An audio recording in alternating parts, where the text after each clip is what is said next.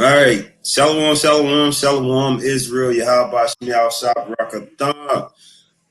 I'm giving all praises to Yahweh Shem, Yahweh. Hey, first thing, we want to make sure that we say happy Purim. We hope you guys are enjoying your feast. We hope you guys are enjoying the fellowship with each other. You know, if you're like me, you went out and got some gifts for your family because this is our time to share.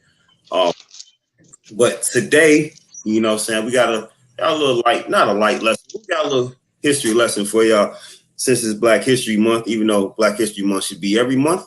But you know what I'm saying, we got a little lesson for y'all this month. We got a little lesson for y'all this month. We're gonna allow Soldier Y'all War to bring out some pertinent information for us. As you can see, we got a couple new brothers on here tonight. We got the Soldier Nehemiah. We got Soldier Azrael. So loosen up, enjoy yourselves. You need your pen, you need a paper, you need your Bible, your apocrypha. You might need it in a concordance, and you're definitely going to need an attentive ear, as always.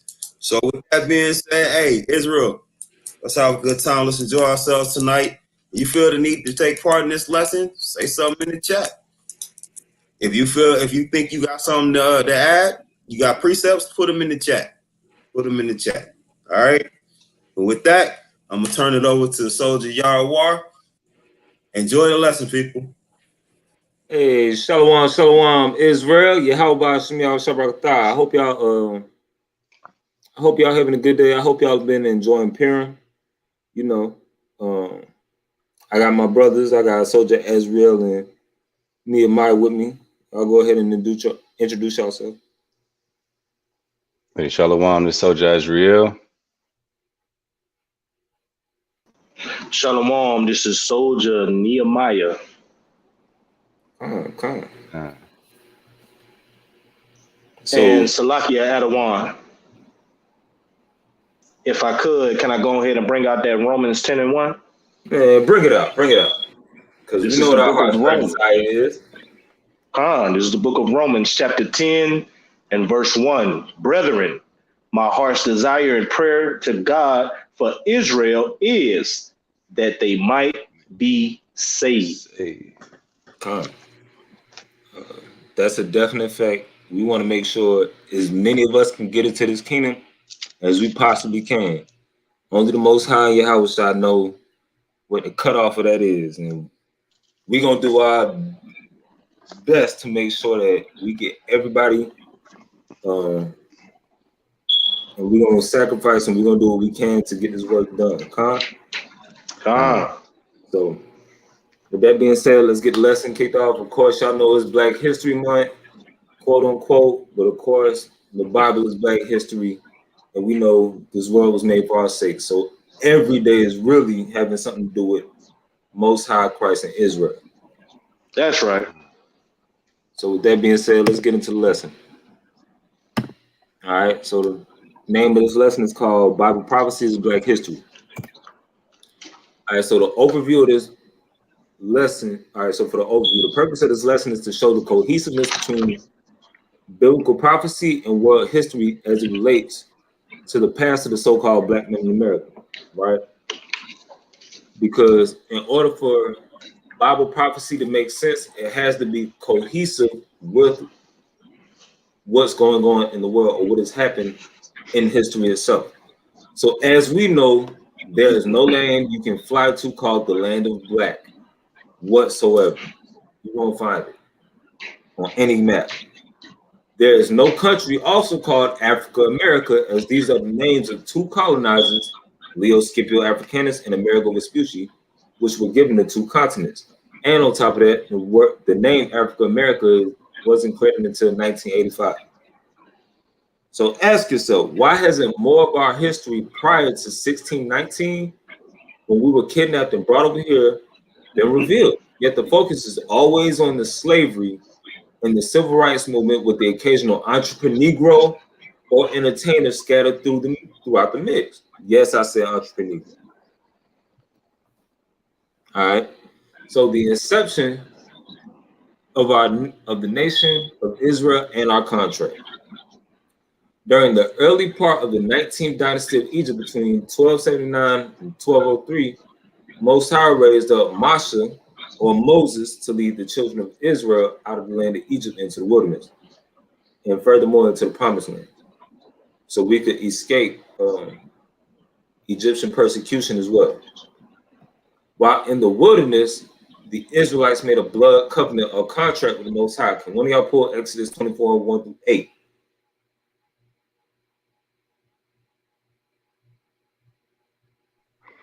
Con. Bring it up. 24, 1 through 8. Con. This is the book of Exodus, chapter 24, verse 1. It says, and he said unto Moses, come up unto the Lord, thou and Aaron, Nadab, Abihu, and 70 of the elders of Israel, and worship ye afar off. Keep reading. And Moses alone shall come near the Lord, but they shall not come nigh, neither shall the people go up with him. Keep reading. And Moses came and told the people all the words of the Lord and all the judgments. And all the people answered with one voice and said, all the words which the Lord have said, we will do. So we made this covenant and entered, we made this contract and we said that, all right, we kind of like signed our name on a dotted line, if you will, and said, we're going to do everything the Most High told us to do. We're going to keep his laws, statutes, and commandments. Go on. Verse 5. Or is it verse 4? Verse 4. Verse 4. And Moses wrote all the words of the Lord and rose up early in the morning and built an altar unto the hill and 12 pillars according to the 12 tribes of Israel. And he sent young men of the children of Israel, which offered burnt offerings and sacrificed peace offerings of oxen unto the Lord. And Moses took half of the blood and put it in the basin, and half of the blood he sprinkled on the altar. So as you can see, there's blood being shed. Anytime that there's a covenant or a contract being made, most of the time you see that there's some kind of blood being shed. Keep reading. Verse 7. And he took the book of the covenant and read in the audience of the people. And they said, all the Lord hath said, we will do, and be obedient. We said that we will do what the Lord said to do and be obedient. Okay, keep going. Verse 8. And Moses took the blood and sprinkled it on the people and said, behold, the blood of the covenant which the Lord hath made with you concerning all these words. So Moses sprinkled the blood on the altar and on the people to link us to our God as well. Right? Now, significance of the covenant. If Israel obeyed these laws, statutes, and commandments of the Most High, like they said that they would, we would rule the earth as his chosen people, because he already told us that we were his chosen people in Deuteronomy 7:6. He chose us above all nations that are on the face of the earth. Right? So can you grab me Deuteronomy 28:1? I got you. I'm already there. We don't even have to worry about Deuteronomy 7:6 because it's reiterated in chapter 28. This is the book of Deuteronomy, chapter 28 and verse 1. And it shall come to pass, if thou shalt hearken diligently unto the voice of the Lord thy God, to observe to do all his commandments, which I command thee this day, that the Lord thy God will set thee on high above all nations on the earth. Right. So Most High had already chosen us to be his special people above all nations. But there are stipulations that come with being the Most High's chosen people, because he's not just going to choose any regular local joker. Like, you're not just going to be the Most High's people and think you're going to carry on any other way. But yet, can one of y'all grab Deuteronomy 7:9? It's It's the book of Deuteronomy, chapter 7, verse 9. It says, know therefore that the Lord thy God, he is God, the faithful God, which keepeth covenant and mercy with them that love him, and keep his commandments to 1,000 generations. So he's going to keep this 1,000 generations, is saying forever, because it ain't even been 1,000 generations on this earth. So that's the Most High's way. That's Hebraic speech for Most High, saying that he's going to keep his commandment. I mean, he's going to keep his covenant forever with those that love him and do his will and keep his commandments. Go to now the next part of that, it says if they didn't keep the law, statutes, and commandments like they said they would, and keep up their end of the bargain, they will be hit with curses that will be upon them and their seed forever, as identifying markers as to who they were on earth. Can one of y'all grab Deuteronomy 28 and 45 and 46? This is the book of Deuteronomy, chapter 28 and verse 45. Moreover, all these curses shall come upon thee, and shall pursue thee, and overtake thee, till thou be destroyed. Because thou hearkenest. Salaki. So they're going to pursue you, meaning if you go somewhere, these curses going to follow you. It don't matter where you go. You can't, like how we tell Esau, you can't get away. You can't get away from these curses. No matter where you go, they're going to follow you. So you're going to know you one of the children of Israel. Keep on. Because thou hearkenest not unto the voice of the Lord thy God, to keep his commandments and his statutes, which he commanded thee, and they shall be upon thee for a sign and for a wonder, and upon thy seed forever. So these curses not only going to be on you, but they're going to be on your children. Now, an interesting thing about this is Moses is telling this to the Israelites in their particular generation. But a lot of these curses didn't happen until later generations, because he said this will be on their seed, meaning their lineage, their children. So how did we get over here? Deuteronomy 28 and 68. Slavery on ships. Can one of y'all bring, or y'all can really read it out the I got you. All right.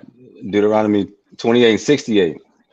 It says, and the Lord shall bring thee into Egypt again with ships, by the way whereof I spake unto thee. Thou shalt see it no more again. And there you should be sold unto your enemies for bondmen and bondwomen, and no man shall buy thee. So the significant part about this is when Moses is telling the Israelites this, they just walked out of Egypt. Egypt and Israel are literally right next to each other. It's like you walking from Georgia to Alabama. If you can make that correlation, you don't need a ship to get from one to the other. You can literally walk on the other side of the border and you're there. So why would these brothers need a ship to go back into Egypt? Because Egypt is referring to the house of bondage. Can one of y'all grab Exodus 20 and 2? This is the book of Exodus, chapter 20 and verse 2. I am the Lord thy God, which have brought thee out of the land of Egypt, out of the house of bondage. So really, now we have a deeper understanding of what's being said here. It says, and the Lord shall bring thee into bondage again with ships, by the way whereof I spake unto thee. Thou shalt see it no more again, and there you will be sold unto your enemies for bondmen and bondwomen. All right, so in history, who is known for going on to slavery by way of a cargo slave ship? It's all right. We're gonna get into it, but we're gonna give y'all some visuals too, because the Jews require a sign and the Greeks seek after wisdom. Can one of y'all grab 1 Corinthians 1 and 22? Please, because this is why we have to have visuals. This is the book of 1 Corinthians, chapter 1. You said verse 22? For the Jews require a sign, and the Greeks seek after wisdom. That's literally what the scriptures are actually saying. We Hellenized in this captivity, right?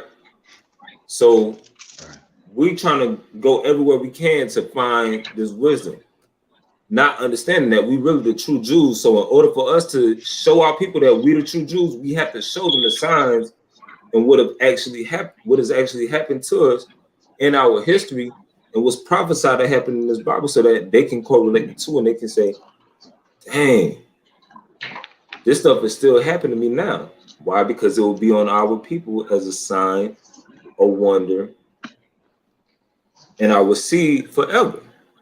Right? So now we see so-called Africans, or was really Hebrews or Jews, being forced to the bottom of the ship in the top left.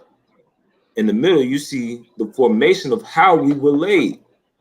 And this really isn't even a good representation, because it's only a 2D representation, because we were stacked on top of each other. Now you also see on the top right, it says we'll be sold to our enemies for hunger and thirst. Now this sign on the top right looks like another sign that I'm going to show y'all in a minute that I know looks way more familiar to y'all. But this is one of the first signs that was actually shown. Now you see it says find Hebos. Hebos is an abbreviation of the name Hebrews, because our oppressors actually knew who we were when they were selling us. God. Just y'all pay attention to the sign, because I'm gonna show y'all a sign in a little bit that's gonna look something like this, but it's not gonna have that same word there. All right, how we were carried away in shame. Can one of you brothers read this? This is the book of Deuteronomy, chapter 28 and verse 48. Is that what you want, Adawan? Come on, bring it up. Therefore shalt thou serve thine enemies, which the Lord shall send against thee, in hunger and in thirst, and in nakedness, and in want of all things. And he shall put a yoke of iron upon thy neck until he have destroyed thee. Now, you could easily Google yoke of iron and you're going to see exactly what it's talking about on YouTube. You can see, on Google, you can see exactly who that's referring to, because this troop been going out so heavily that you can't help but deny it, because only one nation of people are known for having yokes of iron on their necks specifically. But it says that we have to serve our enemies in hunger and in thirst. So when you think about it, who runs all these burger joints? Who runs Walmart, where we go and pick up our water, we're going to pick up our juicy juice, we're going to pick up our orange juice, whatever we want to drink? Who owns these malls that we go and buy our clothes? It says, and in one of all things. So if you want your driver's license, who you got to go to? If you want your birth certificates, who you got to go to? Social security card, who you got to go to? Liquor license, if you want to open up a bar or whatever, who you got to go to? Any certification that you need, who do you have to go to? The same people that put a yoke of iron on your neck. So the same people that mentally destroy you. Now, what they teach us in church, the devil come to steal, kill, and destroy. Okay, well, in real life, who stole 100 million of us from off the west coast of Africa, and about 76 million of us from over here, and then killed the vast majority of us, or threw some of us overboard, did what they did, and mentally destroyed us to now where we don't have a problem killing our brother because we can't see the God in each other. Right? So read verse 49. The Lord shall bring a nation against thee from far, from the end of the earth, as swift as the eagle flieth, a nation whose tongue thou shalt not understand.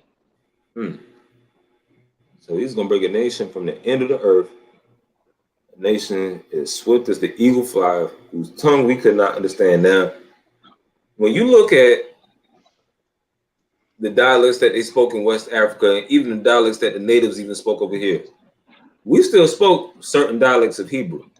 Might not have been the original, might not have been the Lashwa and Kudash or the Paleo Hebrew, but it was still a particular dialect that was similar. But we have understood English, Spanish, French, Italian, Greek, will we still have understood any of that at this particular time when this is taking place? And then on top of that, what nation is famous for the eagle? Don't worry, I'll wait. You can look on the back of your $1 bill and see what that's talking about. But it says the nation whose tongue thou shalt not understand. So we wouldn't have even understood these tongues when they were speaking them. Did the natives understand Columbus speaking Spanish when he first came over here? No. Did those of us in West Africa understand the Portuguese when they came over there in 1441? No. So read verse 50. God. Verse 50, a nation of fierce countenance, which shall not regard the person of old, nor show favor to the young. Nation of fierce countenance, which shall not regard the person of the old, nor show favor to the young. These are like some young people in the top left. That's an old man on the right. And then you see the best of both worlds in the middle. I mean, at the bottom left. Like, I can't make this stuff up. I couldn't make this stuff up if I wanted to. This stuff is literally right in front of us as a sign and a wonder, and on our on our seed forever. It's lucky. You even see the women, you see the men. Our strong men are bounded in chains. Our kids, they fed our kids to gator bait. I mean, they used our kids as gator bait. They fed our kids to gators. Man. And now what even makes me more mad, one, you see these brothers right here, they got them posing for the picture with the chains on their neck too. And you see the bottom picture, you know somebody had to have, you think about this. Think about a slave master already demeaning you, but now he got you sitting here posing with chains on your neck so somebody can paint how you look. Picture that. Humiliating. Can one of y'all grab Deuteronomy 28 and 37 and Isaiah 65 and 15? Yeah, I got Deuteronomy for you. You want that first? Deuteronomy 28 and 37? Yeah, because this is how we lost our identity and our names got changed. This Deuteronomy 28, verse 37. It says, and thou shalt become an astonishment, a proverb, and a byword among all nations, whither the Lord shall lead thee. So an astonishment is something strange. A proverb is kind of like a wise saying or a stereotype. Like how you say, if you want to keep something hidden from a nigga, you put it in the book. Or black people love watermelon. Something like that along those lines. Or whatever. But and a byword is being called anything outside of your God-given name. And this is going to be wherever you go, in all nations, wherever the Most High shall lead you. So can one of y'all also grab Ezra? Can you grab Acts 13 and 1? And Nehemiah, can you read that Isaiah 65 and 15? This is the book of Isaiah, chapter 65 and verse 15. And ye shall leave your name for a curse unto my chosen. For the Lord God shall slay thee and call his servants by another name. So we finna see in a second, because Israel, the Jews require a sign. We finna see exactly how the Most High God slayed us and called his servants by another name. We're going to see this. And we also going to see how we became a byword. But where it says, and ye shall leave your name for a curse, the curse is Deuteronomy 28 and 37. The chosen are the Israelites, so-called Jews, so-called Southern and Northern Kingdom. Most High God slayed us and literally had us called by another name. So now we don't even identify as Israelites. Can another one of y'all, while I think about it, can one of y'all grab me Deuteronomy 32 and 26?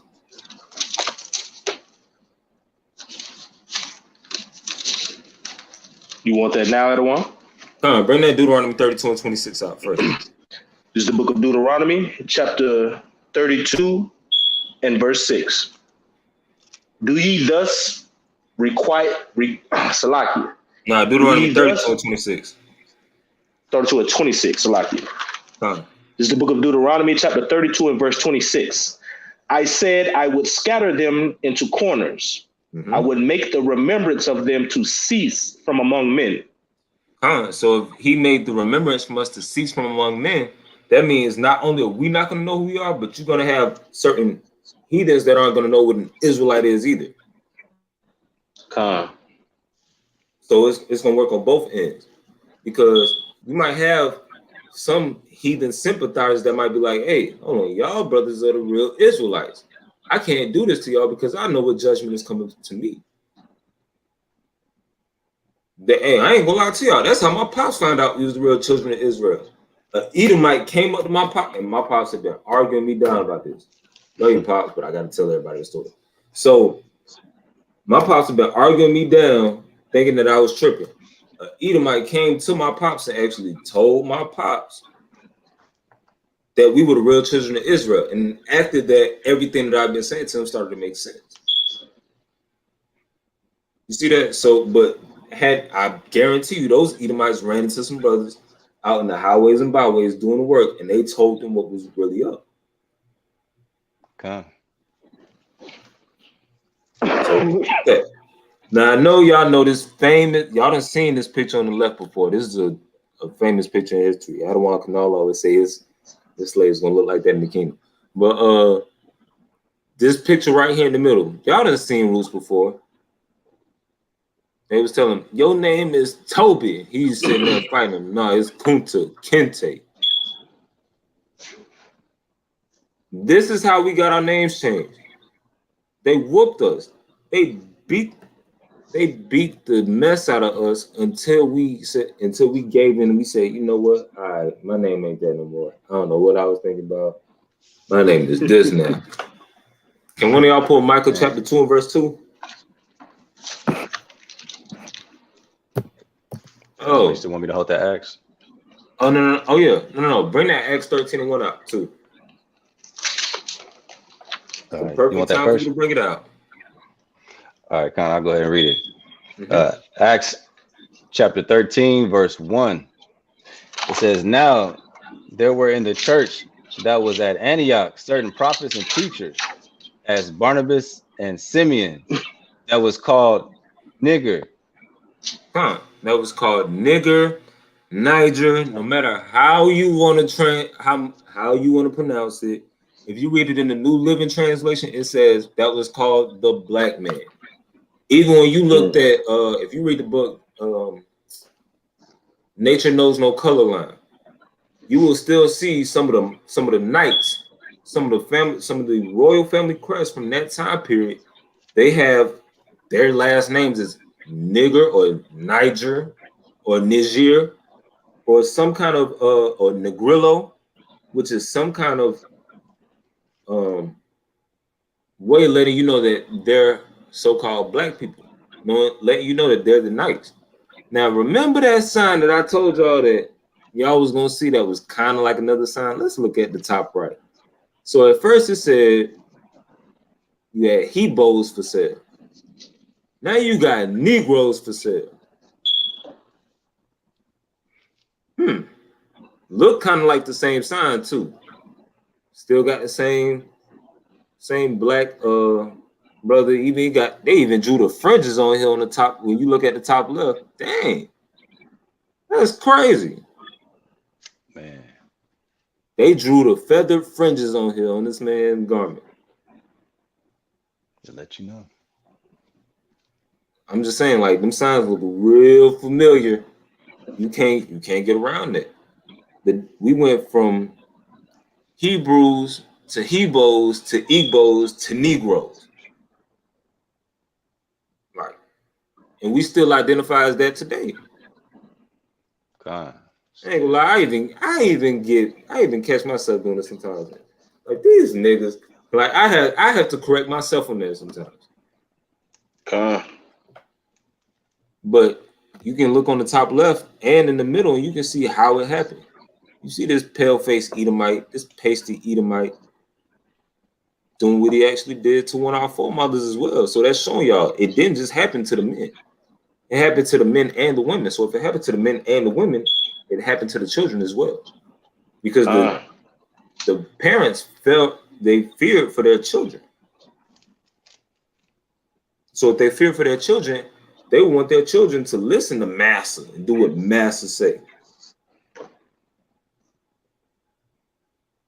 Let's go to the next slide. Oh, hold on. Did you already yeah, you brought that Deuteronomy 32 and 26 out. Acts 13:1 out. Oh yeah. All right. Salaki, I believe you want that Micah 2:2. Come on, bring it out. This is the book of Micah, chapter 2 and verse 2. And they covet fields and take them by violence, and houses and take them away. So they oppress a man and his house, even a man and his heritage. How did they do that back in the day? How did they do that in this day? Your name is not Your name is not Kunta Kinte. Your name is Your name is not Yohanathan. Your name is not Jonathan. Your name is Bobby. Right. Your name is not Yahawashah. Your name is Joshua. Or just Josh. Your name is not Benaiah. Your name is Billy Earl. Precept. Go ahead. Bring it out. This is the book of Psalm 80. Salaki, this is the book of Psalm 83. I'm going to start at chapter 3. Verse 3. Bring that out. They have taken crafty counsel against thy people and consulted against thy hidden ones. They have said, come and let us cut them off from being a nation, that the name of Israel may be no more in remembrance. So you're not Malachi. You're not Malachi at all. Your name is, I don't know. Let's malarkey. I don't know. We're gonna find a name that starts with M. That's not a biblical name. Some other name that's not Malachi. Your name Malik now. You're not Malachi, you Malik. Right, because it wasn't just Esau that did it. It was the Ishmaelites too. Man. The water had one. So now we have Deuteronomy 28 and 16. We were cursed in the city. What does it mean by we will be cursed in the city and cursed in the field? We would live in the worst parts of whatever city we lived in, whatever land we lived in, for the most part as a people. Examples: ghetto projects, public housing, Section 8, good living all together, just ghetto living. Now, what is a ghetto? Literally, you can, and y'all can Google this too. Look this up on WebsterDictionary.com, whatever that website is for dictionary. A ghetto is a quarter of a city in which Jews were formerly required to live in. It says formerly because they don't want you to even think or consider that you are the true Jews.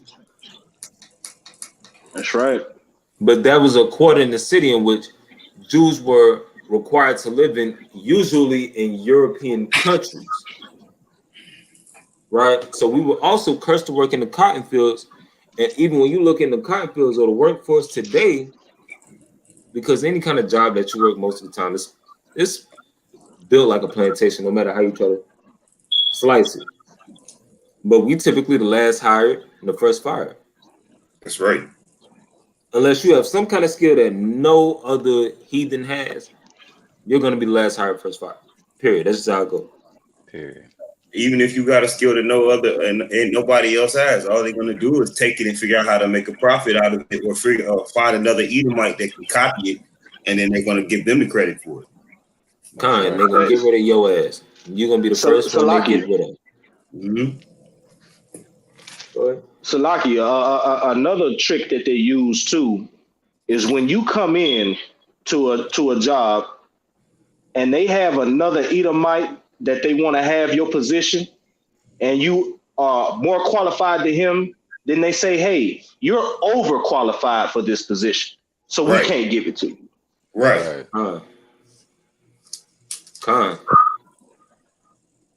I definitely seen that too. Hey, you just said something there. Because I didn't even know that was possible until I seen that happen with my sister, actually. For those who don't know, like I said, she got a bachelor's degree and she got 2 masters. So she was trying to get a simple job too. It wasn't something that was overbearing or whatever. They wouldn't even hire her. They said that she was overqualified for the job. How are you overqualified for the job? I would think that's the one person you want. This person not only can add value, this person can find ways to renovate and innovate certain initiatives that can help the company skyrocket. No, you overqualified at this point. What sense does that make? No. Makes perfect sense if you Jake or Eve.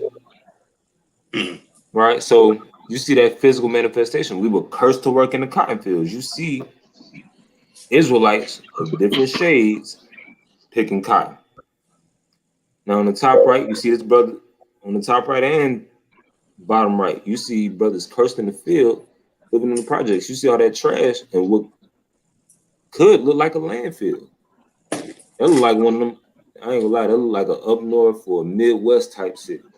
Not even gonna hold you. You ain't lying. Bottom right too. Like, there's trash and stuff all over the floor. They want us to live in the worst part of the city. God forbid you should think that you can make it out of this. There's another picture that I had earlier. I can't find it, but it was of a little boy playing with a football too, because subconsciously they want you to think that that's the only way that you can get out of that predicament is if you're an entertainer, you playing ball, or you rapping about what's going on in your community, which you rapping about what's in your community kind of promotes what's going on in your community. So other brothers and sisters that live in your community still manage to stay at the bottom. That's right. Back in the 80s, it was the crack era. Now it's audio crack. Because a lot of these rappers ain't living what they talking about. And they still promoting stuff that they not even doing. So a few people getting rich off of it, and it's messing up an entire generation. And we still staying at the bottom. We still cursed in the city and cursed in the field. All right. So byproducts of this curse. Can one of y'all grab Hosea 4:6 and Judith 5:20-21? I got Judith. All right. So with this, you have limited education. So now byproducts of this curse, you have now lack of knowledge of yourself because you don't know where you're going. You don't know. You forget who's family and who's the op. You forget where you come from, so you don't know where you're going. You forget what your laws are, and you forget your knowledge. If one of y'all already got that Hosea 4:6, can you bring it out? This is the book of Hosea, chapter 4 and verse 6. My people are destroyed for a lack of knowledge. Because thou hast rejected knowledge, I will also reject thee, that thou shalt be no priest to me, seeing thou hast forgotten the law of thy God. I will also forget thy children. So when you say my people are destroyed for a lack of knowledge, we destroy for a lack of laws because we have no laws to govern ourselves by. We refuse to follow these laws, so the Most High is not going to deal with us like we would like for him to do. I can't even say like he should do because the Most High is a mighty judge. So who am I to say that the Most High should be dealing with us in this type of way? And we're not even giving him the bare minimum. Man.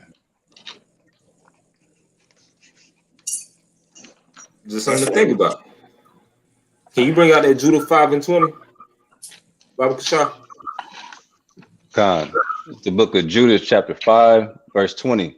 It says, now therefore, my Lord and Governor, if there be any error in this people, and they sin against their God, let us consider that this shall be their ruin, and let us go up, and we shall overcome them. Verse 21.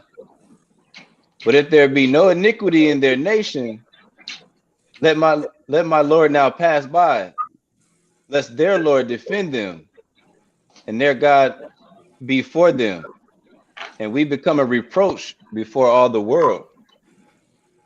So if we do what the Most High said, and one of y'all grab that Hosea 5:15, Bible shot. But if we do what the Most High says to do, we'll, to the original point, we'll be on top like the Most High said that we would. We will be on top. We'll be above all nations. We don't want to do what he said. We don't want to eat. We don't want to stop eating pork because pork chops and barbecue ribs taste good. We don't want to stop eating juicy crab because that snow crab that they feeding you is busting. Well, it ain't the crab, it's the butter. The butter. It's really the butter. The shrimp. Y'all want that shrimp cocktail with y'all want that juicy shrimp cocktail where they give you 6 oversized shrimp, 6 oversized sea roaches, and but y'all like that cheesy. Y'all like them cheesy biscuits. Don't feed her the cheddar biscuits. You see what I'm saying? Like, I want a gourmet a la roach. I don't understand it. Hey. All right, but like the scripture was saying, you forget your laws, you forsake your God. You forsake your God forsakes you. And if your God forsakes you, you're an easy target, or you a walking lick for the other nations, because the nations they understand that if you fall out of good graces with your God, you get out of sync with your power. They can do what they want with That's you. right. They can do like what Haman wanted to do with us and molest you. And they doing that for real, in real time. I can't make that up. Can one of y'all bring out that Hosea 5:15? This is the book of Hosea, chapter 5 and verse 15. I will go and return to my place till they acknowledge their offense and seek my face. In their affliction, they will seek me early. Man. So the Most High already told us, he said, you know what? Y'all niggas is wicked. I'm not even gonna go help y'all. I'm gonna go back, sit on my throne, and do what I was doing already. Mind my business until y'all get it right.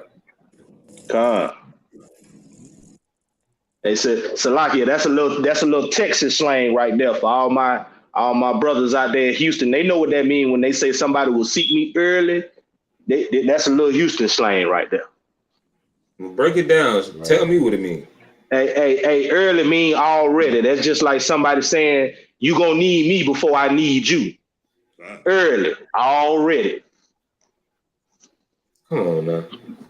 Man. Hey, that's a good break. Now you can't tell me we is not the people of this book. Still talk the same. We still talk the exact same. And we just so happen to be reading from the King James Bible. This Bible was written 400 years ago. But that's right. I'm pretty sure the Hebrew ain't too different. Just saying. So now that you have limited education, you also have limited resources. So now you have to pay for natural resources on your own land because this land was given to our brothers in the first place. You got to pay for water. It's illegal for you to catch rainwater and filter it. That's right. You got to pay for your own land. Salaki, how is that possible? Water falls from the sky freely. Why the hell you gonna lock me up for catching something that falls from the sky freely? Like, that makes absolutely no sense. Like, Esau gotta run every damn thing. Like, you can't have nothing. He gotta run everything. If you find a precious stone in your backyard, you cannot take it to the jeweler and be like, I found this in my backyard. Because now you're going to have your backyard confiscated and your backyard going to become state property. So Esau can find more precious jewels in your backyard. But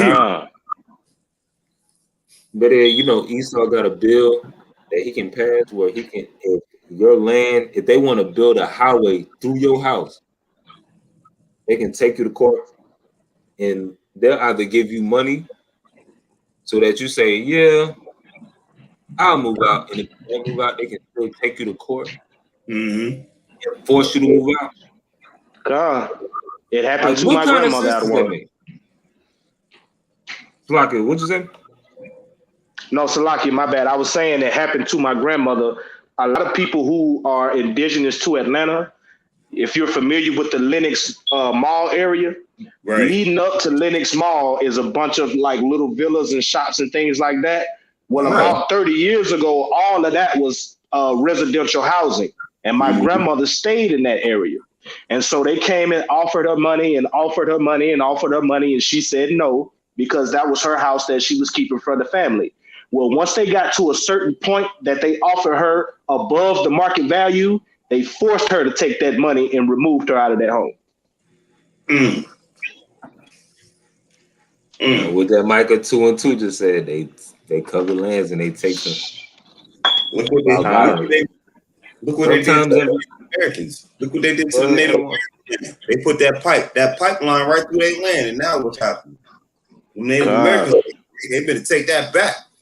But look at how Esau do. I designate this land for you to live on after I stole it from you, beat you down, killed all the bison and the buffalo so you have nothing to eat, gave you the Trail of Tears, and I'm going to give you this little section. Oh, yeah, and while I give you this little section, I'm going to run this pipe right through the middle of what I just gave you.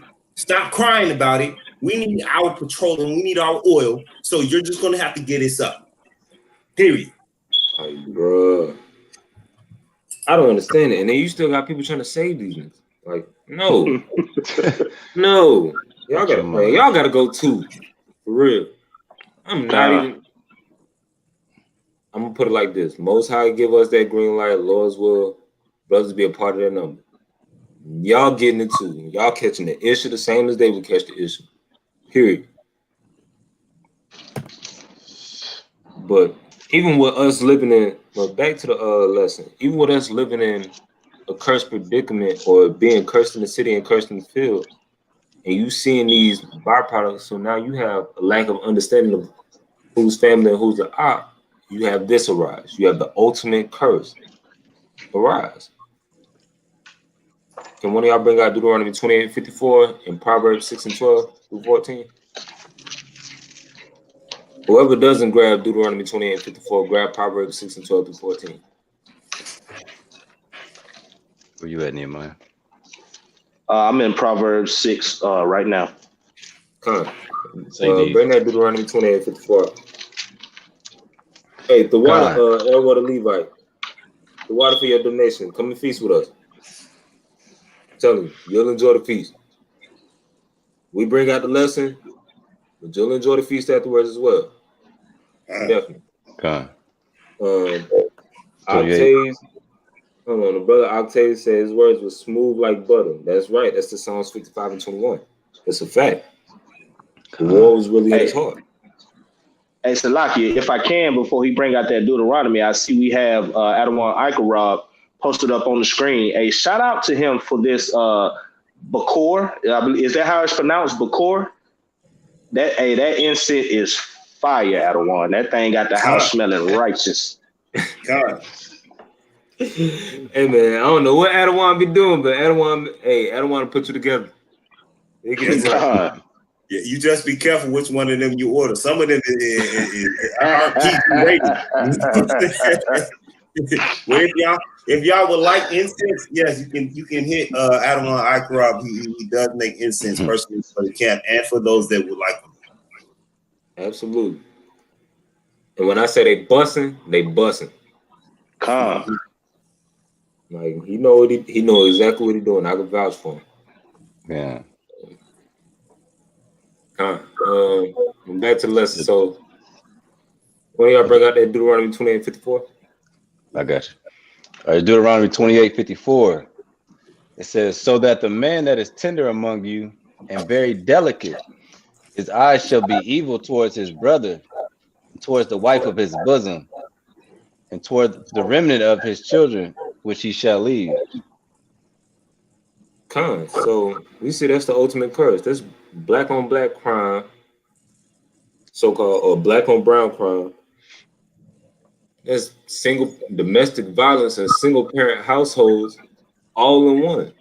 And we lead every demographic in all of those categories. That's right. 93% of homicides in the so-called black community come from other so-called black people. Brothers be quick, they'll blow you down, they'll blow your face off. Don't even have the same energy with their oppressors. Salakia Adawan. Your transmission was breaking up. We need you to run back that last 35 or so seconds of what you was just saying. Salakia. But I said you have it says so that the man that is tender among you, because we used to be a loving nation and very delicate, his eye should be evil towards his brother. Because we'll mean mug you, we'll knock you off over them Jordans, or we'll knock you off if you step on our Jordan. We quick to blow your face off, but won't even have that same energy with those oppressing us. Y'all sat there and up that camera phone for George Floyd, but you're up that pole on your brother. Think about that now. Now, I hate to use the brother as an example, but Lil Tim ain't wasting no time to shoot King Von. But he ain't wasting no time, but niggas sat there and recorded for 7 to 8 minutes while George Floyd was sitting there gasping for help, gasping for his life. Make it make sense. I'm just saying. We don't have the same energy with our oppressors that we do with our brothers. That's right. Nowhere near. And it says, and toward the wife of his bosom. There's a lot of you Ike Turner type brothers out there too. Y'all love beating y'all women.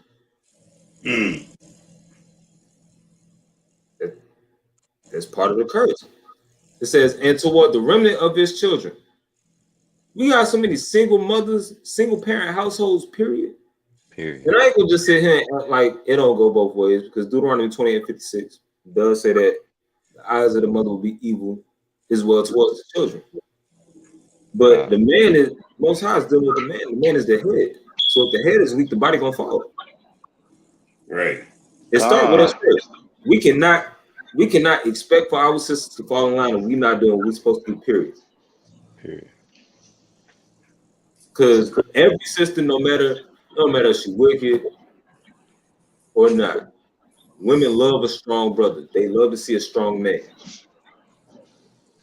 So if you're not doing your part, then of course they're not gonna follow you. Can one of y'all bring out Proverbs 6 and 12? Because a lot of times these the brothers that sisters go for. This is the book of Proverbs, chapter 6 and verse, what was that again, that one? 12 through 14. Salakia, the book of Proverbs, chapter 6 and verse 12. Read out. A naughty person, a wicked man, walketh with forward mouth. Froward. Salakio, walketh with a forward mouth. Walketh with a froward. Salakio, froward mouth. All right, he's speaking wicked things. So really, hold on, keep reading the next verse. He winketh with his eyes, he speaketh with his feet, he teacheth with his fingers. Yeah, the ones that's gonna twist their fingers up and they're gonna call out whatever gang they in. Because a lot of our sisters, they attracted to some gangbangers. A brother might be a Crip, you know what he gonna yell out. A brother might be a Blood, you know what he gonna yell out. Brother might be from the Hoovers, you know what he gonna yell out. Brother might be from Chicago, he might be from one of them gangs. On phone grave. Yeah, you gonna put someone on the dead? That man already dead. Shit. Man. I'm just saying. Keep going. Verse 14. Frowardness is in his heart. He deviseth mischief continually. He showeth discord. So this brother is always on the BS. He always on trash. It don't matter what it is. He always on. If y'all ever seen Minister Society, what the brother say? He's like, hey, he got so used to doing dirt, he just like to see other people do it. He likes sowing discord. He's an instigator.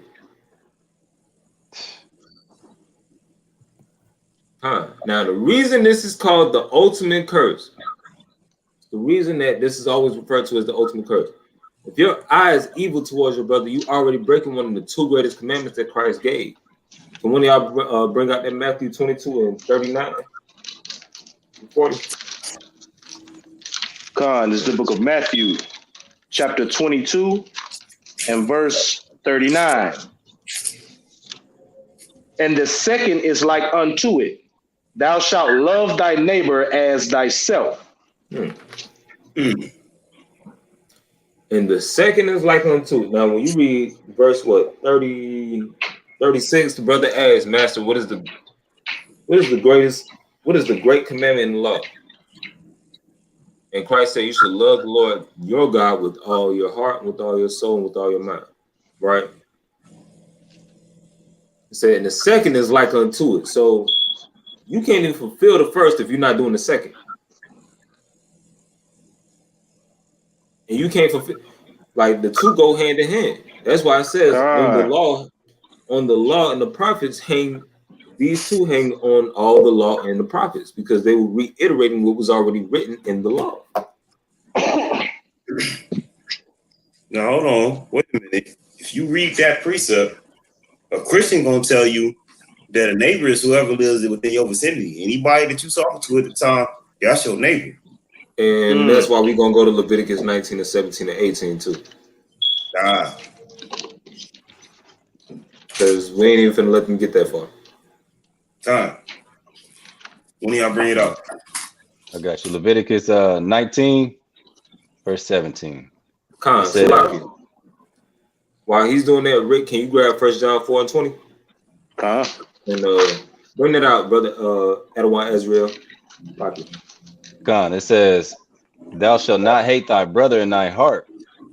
Thou shalt in any wise rebuke thy neighbor, and not suffer sin upon him. Verse 18, thou shalt not avenge nor bear any grudge against the children of thy people, but thou shalt love thy neighbor as thyself. No. Everybody that's your neighbor. It says, what that say? Thou shalt not avenge nor bear any grudge against the children of thy people. Nah, that's King's English, so we got to make it plain for them. Against the children of your people, you can't bear any grudge against them. You can't hate them. You can't hate your brother in your heart. That's right. Your brother is not, everybody is not the children of your people. God. Wake them up. Hey, not to go off on a tangent, but Deuteronomy 32 and 8 said the Most High divided the inheritance of the sons of Adam and set the bounds to the people according to the children of Israel. That's right. God. I paraphrased it a little bit, but y'all know exactly. If you study the scriptures, you know exactly what I'm talking about. It's Deuteronomy 32 and 8. I'm not. You got to bring it out. I got it. This is the book of Deuteronomy, chapter 32, verse 8. When the Most High divided the nations, their inheritance, when he separated the sons of Adam, he set the bounds of the people according to the number of the children of Israel. Letting you know which family of the earth that the Most High has chosen. Same thing that Amos 3 and 1 says. Say, hear this word, O children of Israel, that I have spoken against you, against the whole family that I brought up from Egypt. He's talking about that family. Who did he get lost to? Israel. What family is he talking to? Israel. What family did Christ come from? Israel. Specifically, he wanted Judah's sons. Now, can you bring out that 1 John 4 and 20? This is the book of 1 John chapter 4 and verse 20. If a man say, I love God and hateth his brother, he is a liar. For he that loveth not his brother whom he hath seen, how can he love God whom he hath not seen? So long story short, how you gonna sit there and cap like you really love God and you hate this nigga right next to you? And you hate your brother, you hate your brother that you can actually see, but you claim you love God. Because I ain't gonna lie, Christ gonna get up under a lot of brothers' skin when he come back. So, and you ain't gonna touch Christ. Because not only you gonna have angels ready to do that to you, you're gonna have 144,000 and 1/3, bro. And the 1/3 is gonna be ready to touch you if you try to touch Christ. So how are you gonna sit? You might as well get that practice in now. Whatever little hate you got in your heart, you better get it out now. That's right. How are you gonna sit here and say that I love God, I love the Most High, I love Christ? I'm a good person, this, that, and the third, but you still hate your brother. How you gonna even, better yet, you gonna be dead while you playing. Because how you gonna get your sins forgiven? And when y'all bring out that Matthew 6, and I want to say it's out 13 or 14. I got it. This is the book of Matthew, chapter 6. And 14 and 15. Chapter 6, verse 14. For if ye forgive men their trespasses, your heavenly Father will also forgive you. But if ye forgive not men their trespasses, neither will your Father forgive your trespasses. Think about that. You mad about this, bro? What the brother Elroy the Levite said? Slim Duncan was killed over a piece of cake. This brother got murked over some candy. But I ain't gonna lie, if you know the song, he might have been on that same. We ain't gonna talk about it. You know the song, you know what I'm talking about.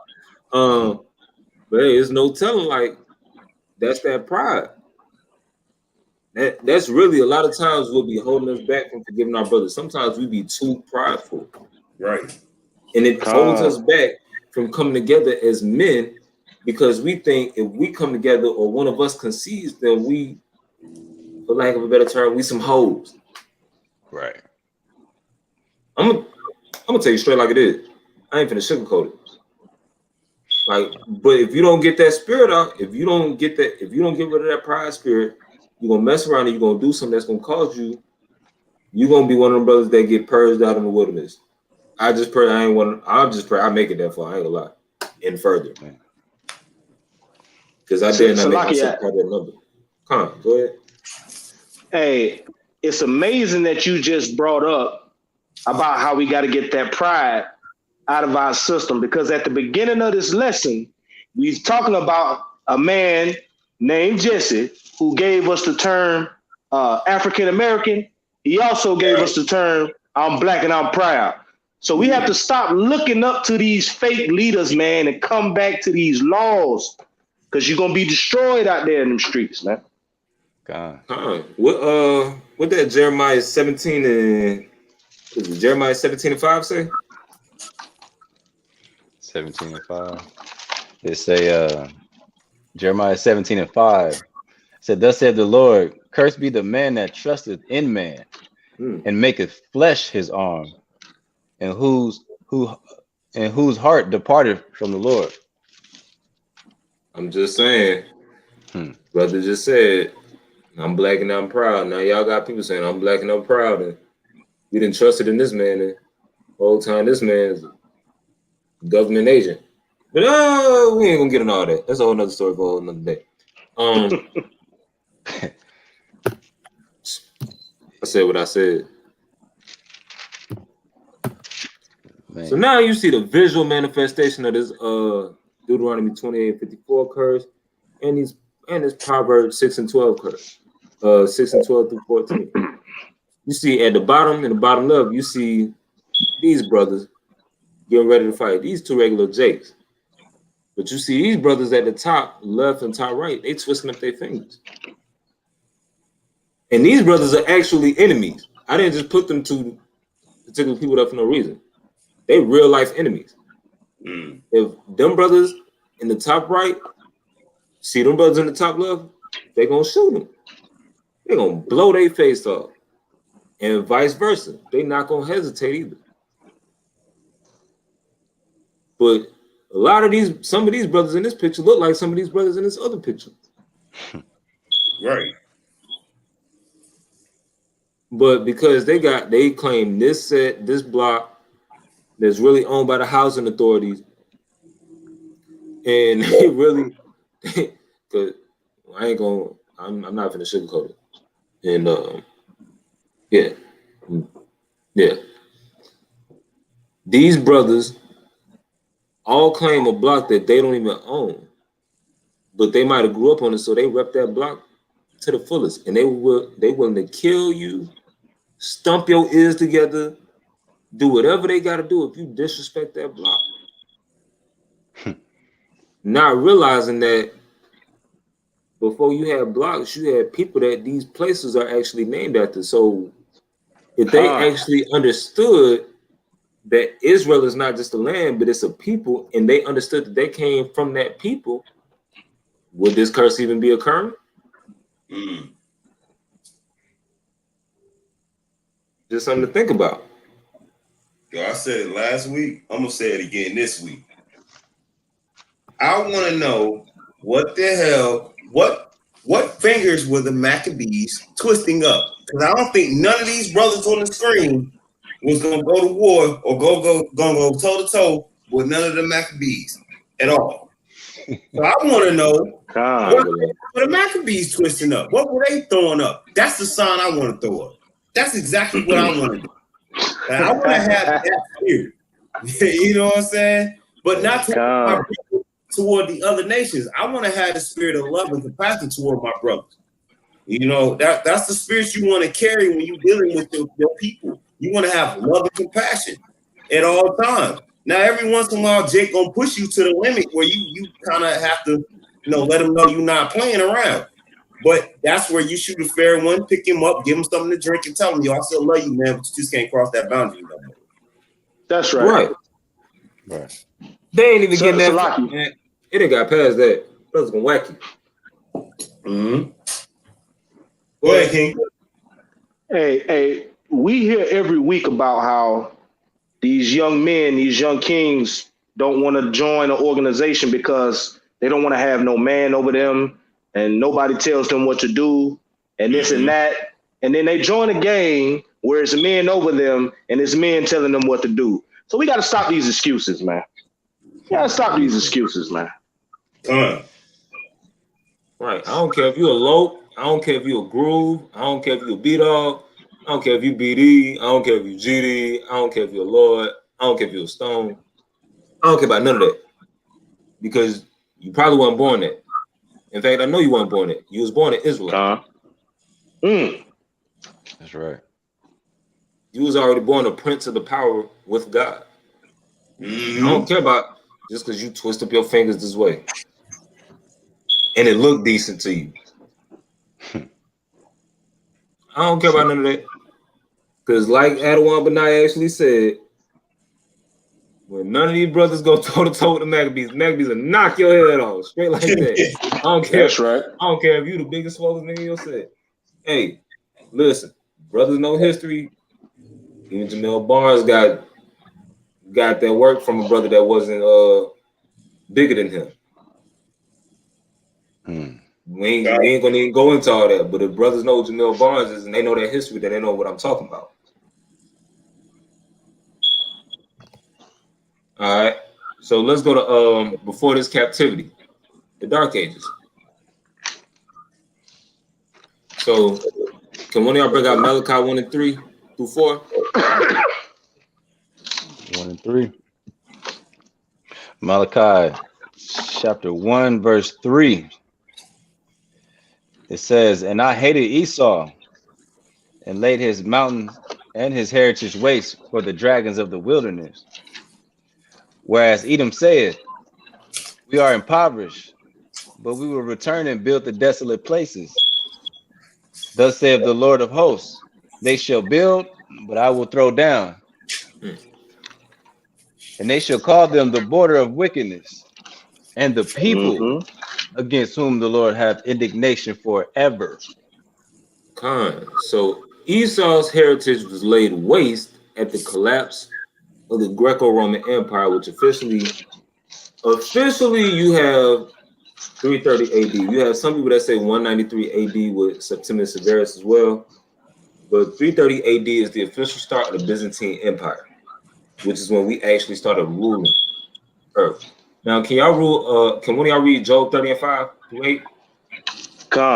This is the book of Job, chapter 30 and verse 5. They were driven from among men. Salakia, they were driven forth from among men. They cried after them as after a thief. To dwell in the cliffs of the valleys, Salakia, to dwell in the cliffs of the valleys and caves on the earth.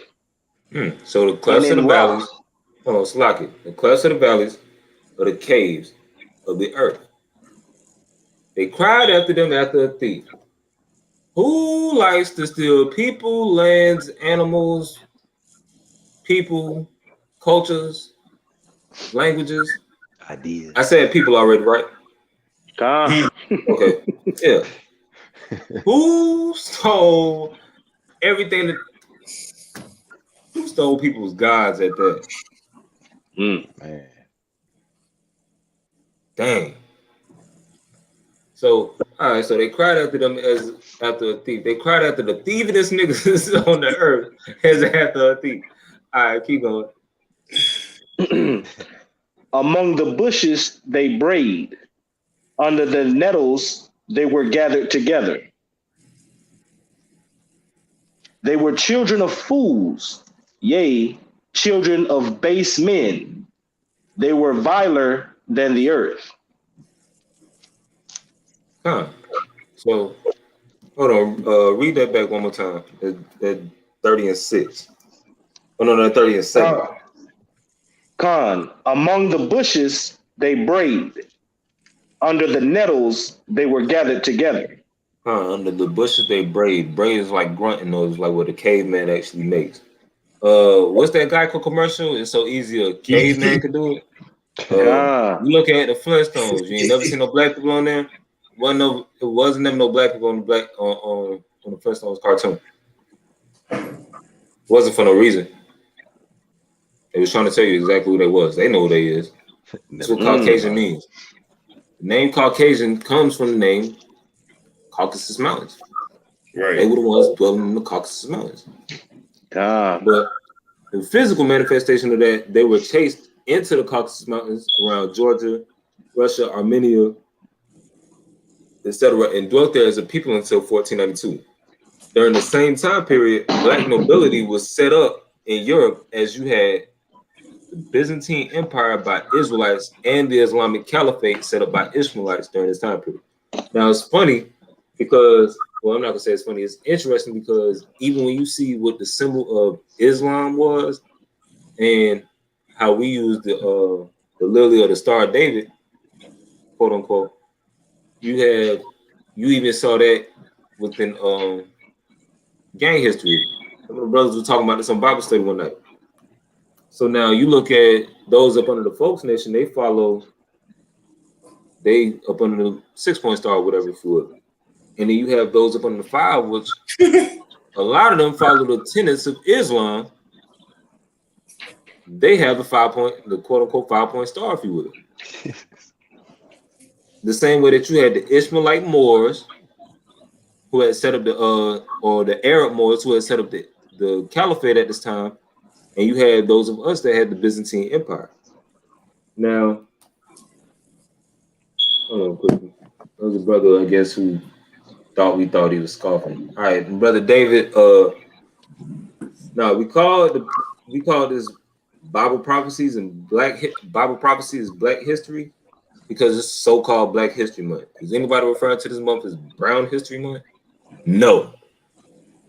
So I wanted to make everything blackity black. I'm black, y'all, and I'm black, y'all, and I'm black in the black, y'all. No, I'm just no follow. No follow. But nah, just I'm black, but I ain't a black Hebrew Israelite. I'm a Hebrew Israelite. Shalom, Iron. Yeah, That's right. Shalom, y'all. Shalom, family. Shalom, Edwan. Yeah, how about Shemel Shabrakatah? What it do?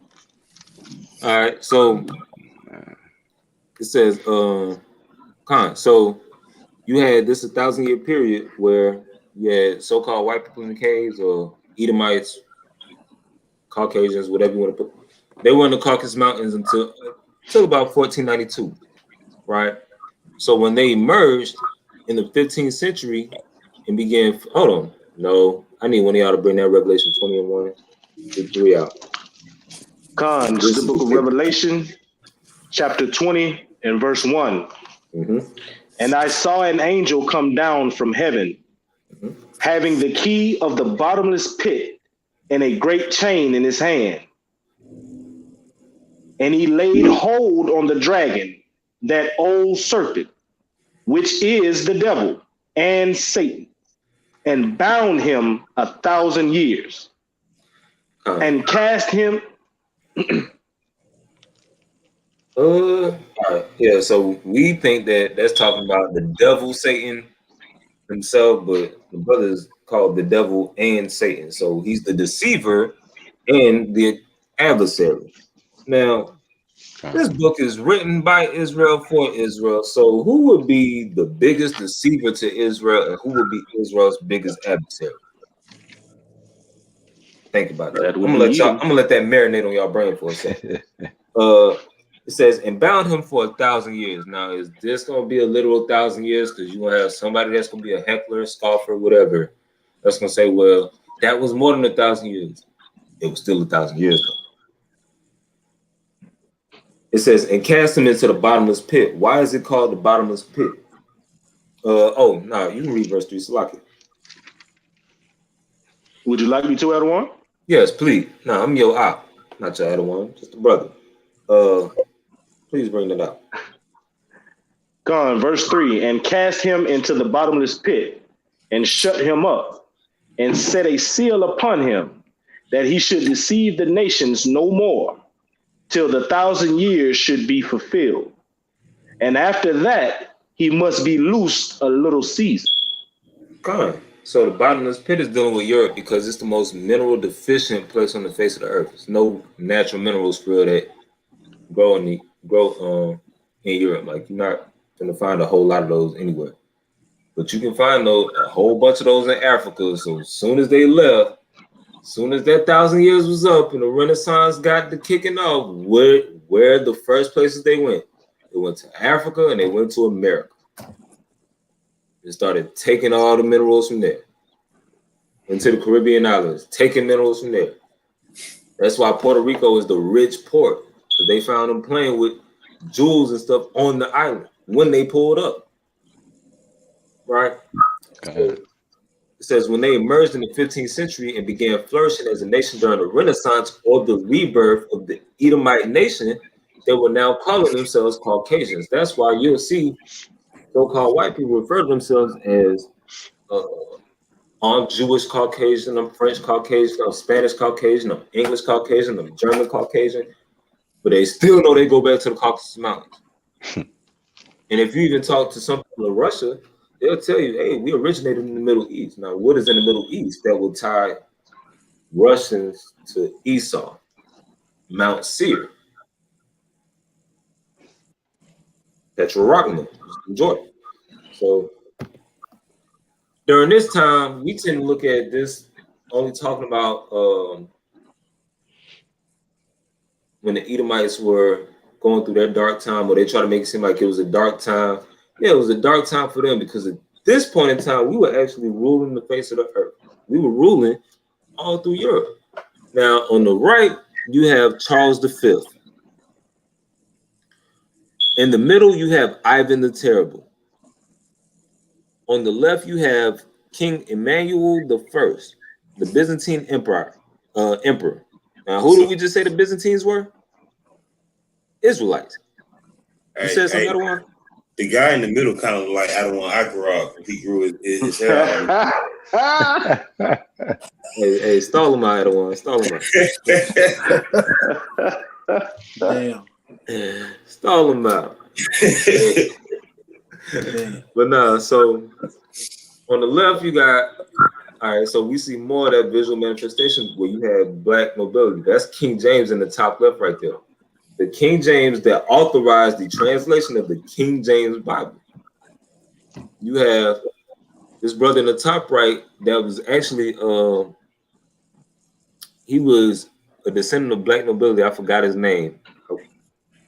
I meant to actually put that in the presentation. But hey, Iron, tell me if I'm tripping or not. Don't that brother look like OTF Newski? Stop playing. Nah, you can't lie. You favor him a little bit. No, Stop playing. I ain't even trying to be funny. I wasn't even trying to be funny. I was here. And then you got this brother at the bottom that slightly favors Adawan Maikai. Nah, I'm just playing. That's Zara. Hey, I really was just thinking that, though. I was just thinking that. So I'm not tripping. You doing extra push-ups on Saturday. I wouldn't have said that. I get him in. I get him in. But nah, that is Tsar Fedor. That's one of the early rulers of Russia. So that's also showing y'all like there was black nobility at this time as well. Now, yeah, all right. So that's pretty much the end of it. But when we were talking about Revelation 20 and 1 through 3, I can stop screenshotting. All right, so when we were talking about Revelation chapter 20, verse 1 through 3, where it's going into him being cast into the bottomless pit, and that after the 1,000 years should be fulfilled, and he was loose for a little. When he got loose, that's when he came for us. And that's when we started that in 1492. What happened? Columbus sailed the ocean blue. Right. Came across the ocean, put our forefathers in slavery. You even had brothers going to West Africa as early as what, 1441? Being kidnapped by the Portuguese. You see what I'm saying? So it wasn't like they weren't already trying to do what they did, but this is just to show y'all that Bible prophecy is black history. We can't make this stuff up. Esau's so wicked. They stole our whole heritage, national, everything, land, everything from us. And then they'll come out with something called LifeLock for people who get their identity stolen, money and everything. Like that's what they do. They stole everything from dang near every nation, and then they'll come out with something like LifeLock. And you need to protect your identity. You need to protect this, but they the ones stealing it. That's how Esau works, man. It's ridiculous. Hey, you really just snap. But you know what? We even started reading this book, so this is our LifeLock. So they can't do nothing to it. This is our LifeLock right here. So we can go now. We done started reading. We did what they never thought we would do. We done picked up this book and we done started understanding it with new eyes. So now we can say, well, hold on. Because I can see myself going through these curses. I can see my family having gone through these curses and everything. When did y'all even go into slavery on ships? Because even the so-called Jewish man ain't Irish, because you know the Irish, they'll try to pull that one. Oh, well, we went into slavery as well. And right after that, y'all went, first off, y'all went into indentured servitude. And right after that, y'all put so-called Haitians in slavery with the French. So we ain't gonna, yeah, cat is out the bag. We know now. That's what it is. Hey, Salaki, your brother said Esau stole our identity, but we gonna steal their jaw. That is funny. I don't care. Hey, facts. He's the brother stating the facts, man. I say it's facts. Yeah, y'all already got first dibs on it though. Like y'all caught him in 1791. Y'all got on them for 12 years straight. And then they come out with 12 years a slave. They wicked. That's cool. Right. It's cool. Man. Hey, hey, shout out Levi, because y'all really did. Y'all got that get back at least for a little bit. Y'all got to taste it successfully. Yeah, that was the lesson. If y'all got any questions pertaining to the lesson, The water, everybody that got on here, the water. Yeah, the bar. If y'all have any lesson, if y'all have any questions pertaining to the lesson or any questions in general, now is the time to ask. Salakia, can I say something before we get that first question in? Go ahead. A lot of people don't understand why we have so much zeal and when we standing on that corner, why we get so emotional when we trying to break down to people what their heritage is, right? So I'm going to read 1 Thessalonians chapter 5. I'm going to start at verse 2. For yourselves know perfectly that the day of the Lord so cometh as a thief in the night. For when they shall say peace and safety, then sudden destruction cometh upon them as travail upon a woman with child, and they shall not escape.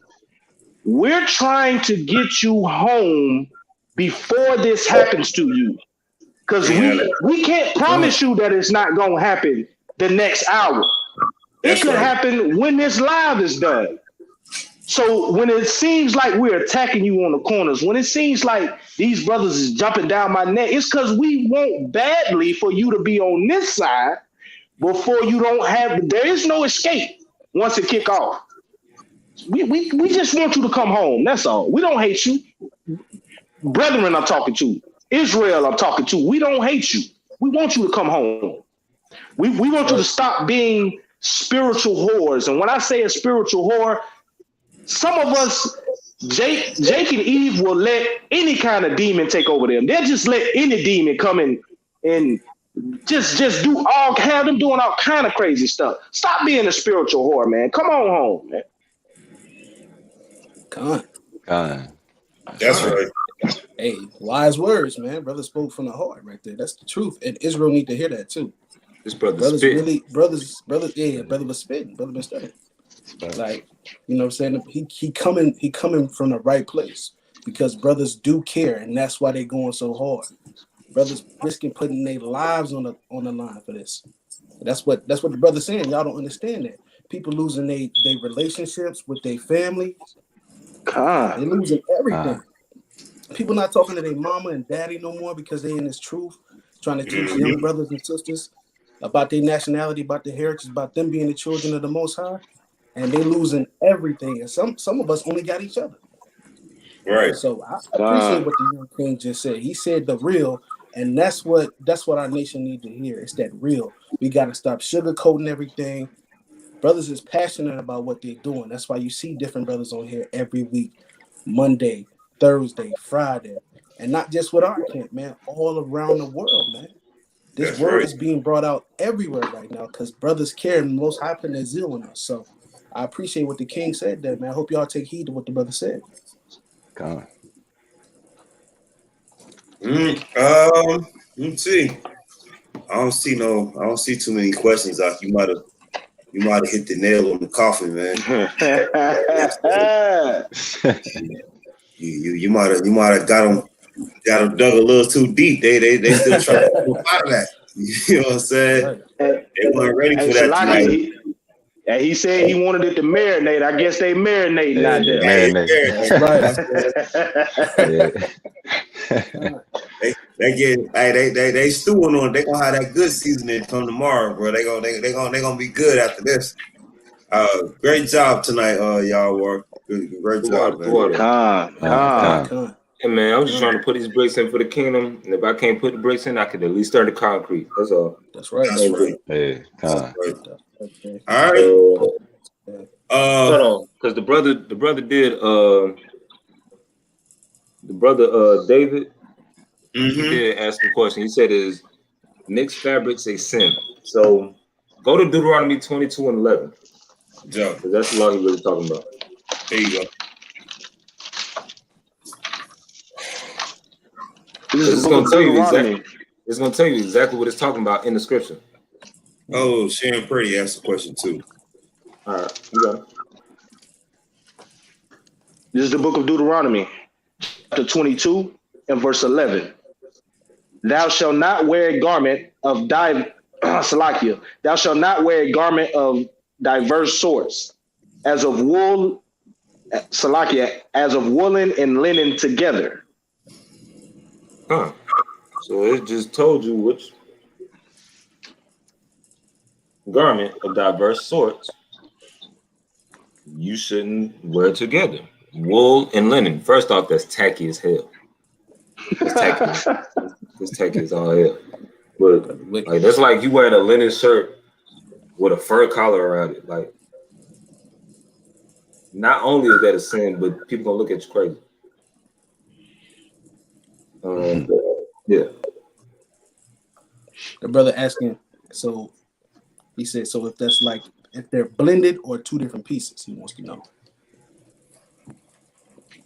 Well, I've never seen a garment that's got linen and woolen in it,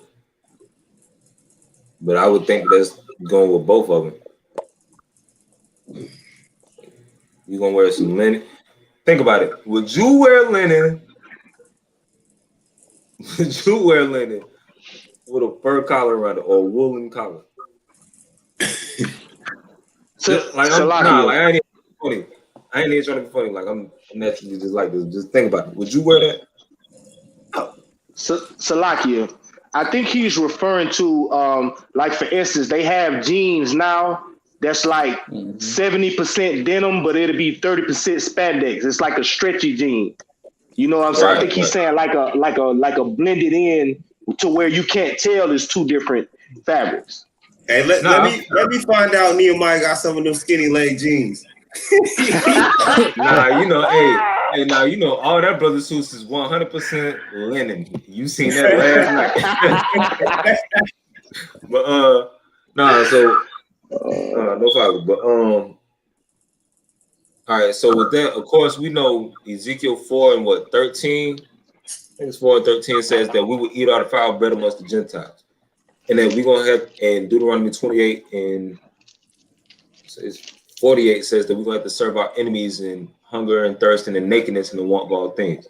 So being in this captivity where we have to go to our oppressor for all our textiles, you're gonna have some clothes that might be a little tweaked. They might have defiled the clothing, if you will. Or whatever. Sister Sharon, I ain't forgot about you either, but we're gonna, But hey, so before we do that, woolen. You just gotta be practical. Be practical too at the same time. Be practical. And you know, if you feel like it could be an issue, make sure you don't, you looking at what you buy. But at the end of the day, your enemy could put whatever they want to on those tags. They can say it's 100% cotton, it's 100% linen. They can put whatever they want to. So whether we buying clothes, drinking water, eating food, like the scriptures talk about defiled bread, we gonna eat defiled food whether we know it or not. Like people want to say they don't, you don't know, because they put whatever they want to on those labels. So we just got to make sure that we do, do what we can to the best of our abilities. Right. So if you in the store, read that label. You buying your clothes, you buying your food, read the label and do to the best of your ability, right? So I yield the floor. Water. Diana Bar came. Hold on. And Salakia, we know how. Go ahead, King. Go ahead. Yeah, King. No, you good. I was just gonna say we know how wicked Esau is, man. He'll take something like pork, right, and he'll change it to gelatin, and so you might not necessarily think that gelatin is pork, but it's made from pork bones. So he'll do tricky little things like that, change the names of things as he's always done, and try to confuse you. So sometimes when you read the ingredients and you don't know what the item is, man, Google it, man. We got smartphones, we got all this. Google it and really get to the nitty gritty of what it is. You know what I'm saying? If it's really something bothering you and it's troubling you, man, am I eating pork or whatever? Research it, look it up. Come on. We just had this conversation recently. Somebody didn't know cornbread had pork in it. If you out there, and let's go for everybody, if you out there just eating regular cornbread, there's pork in there. So don't do that. You just hurt half Israel with that, bro. Fresh. It's the Jiffy brand too. He just had to say half his diet. Flowing down the cheek very slow right now. Man. So, hey, Salaki, I'm gonna tell a personal story, right? Now I'm a big guy. You know what I'm talking about?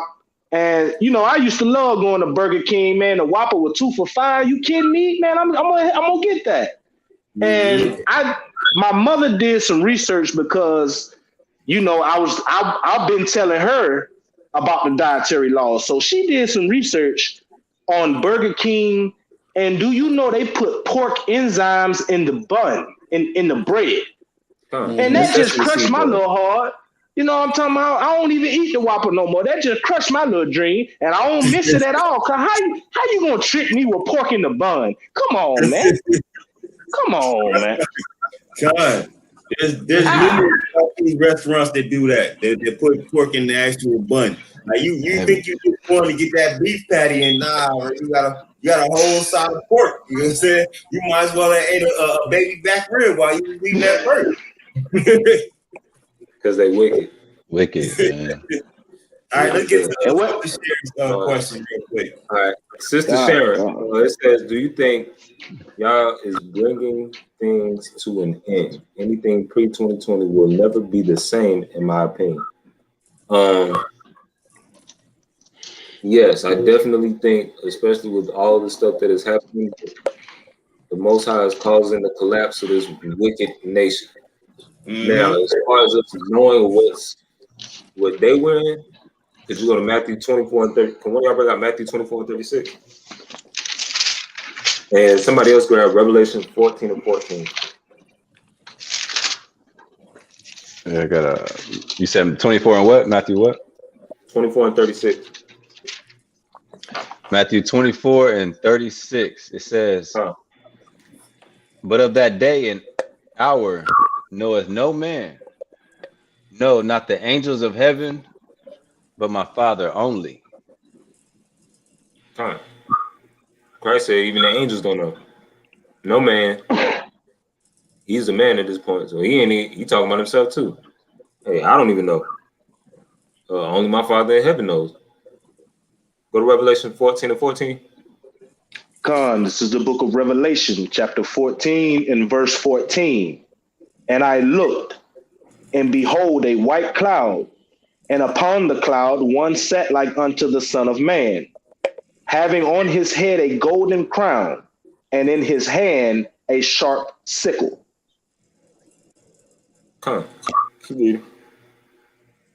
Verse 15.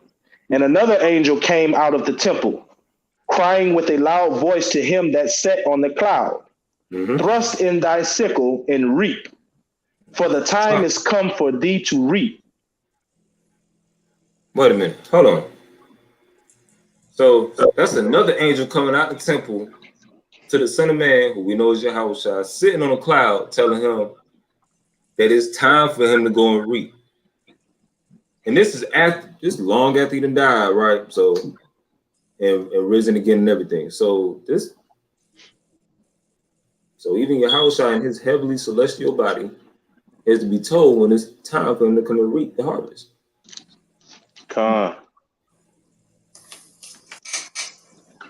So even Yahweh, like only the Most High knows that day and knows that hour.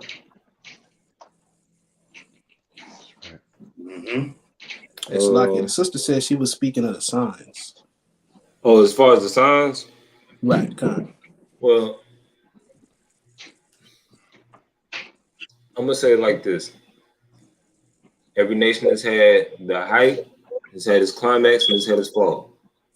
From what I can see in the scriptures, and as far as what's going on today, looks like we're in the fall. So we can clearly see that America's on a decline. We can see other nations gearing up, ready to fight America in the war, in World War III.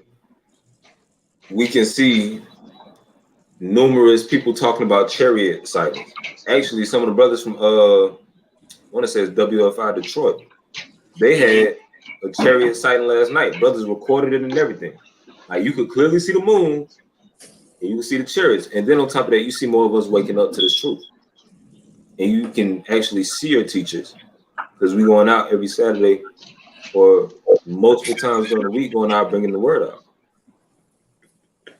So I mean, I definitely wouldn't be surprised if we were in that season, but I'm a mortal man. So I'm not gonna just make that call for the Most High. God, let's not forget Matthew 16:4. Bring it out, please. Somebody get that. You know what I'm saying? We a wicked generation, and we error when we go looking for the signs. That's where we mess up at. And we can be easily tricked by what happens. Hey, this is Matthew 16:4. It says, "A wicked and adulterous generation seeketh after a sign." Keep going. "And there shall no sign be given unto it, but the sign of the prophet Jonah." Right. Right. We ain't gonna really in this time we really ain't gonna be seeing signs. Like, we're gonna think we see signs. We're gonna think we see a bunch of stuff that's just gonna tell us, what's about to happen. But we really not gonna be able to do that. The Most High the only one know that time and that time and that day. He the only one know. Yahweh didn't even know. The Most High is the only one that knows that. We think we see signs, but you know what I'm saying? We really don't know what we're looking at. We have no earthly clue what we actually looking at when we look up in the sky at all. And when we won't know that until the Yahweh come back, and then he reveals those things. Like the brother said, we see the chariots, but we don't know what they're doing. We don't have a clue what they're doing at all. How you go ahead, King? I'm just looking at all these different questions. Hey, I got a precept before we move on from that. Bring it out. Hey, Shalom. Shalom, King. This is the book of 2nd Esdras, chapter 2. I'm going to start at verse 27. "Be not weary, for when the day of trouble and heaviness cometh, others shall weep and be sorrowful, but thou shalt be merry and have abundance. The heathen shall envy thee, but they shall be able to do nothing against thee, saith the Lord. My hand shall cover thee, so that thy children shall not see hell." Right. So when that day do come and you following these laws, statutes, and commandments, you ain't got nothing to worry about. If it is coming, you ain't got nothing to worry about. That's Right. a script right there. These brothers spitting. Better study fire script. All right, hold on. So this the brother JJ had a question too. He said, "Can you brothers explain the it, meaning homeland, in Deuteronomy 28 and 68? Please." All right. So, I mean, you kind of just explained it with that question. That's a fact. That's a fact. Or am I tweaking? Or did he? All right. It's there. It said like, all right, hold on, let's get it.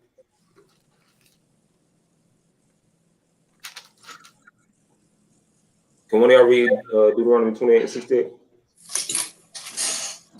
And I got it. It says, Deuteronomy 28:68, "And the Lord shall bring thee into Egypt again with ships, by the way whereof I spake unto thee.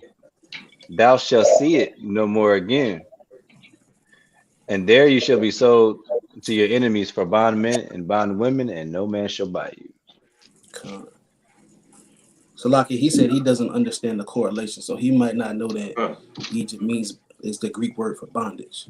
Khan, this is the book of Exodus, chapter 20, and I'm going to start at verse 2. There you go. I am the Lord thy God, which have brought thee out of the land of Egypt, out of the house of bondage. There you go.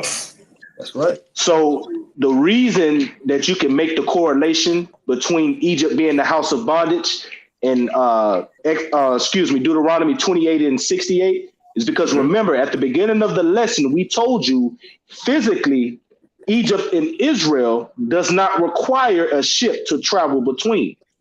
That's right. So we know that when we get to him saying he's going to bring us back into Egypt, he's bringing us back into bondage. Because if you don't know, if you look up where the name Egypt came from, it's actually the Greek word for bondage. That's right. Hey, Salaki. Now he's talking about the it part.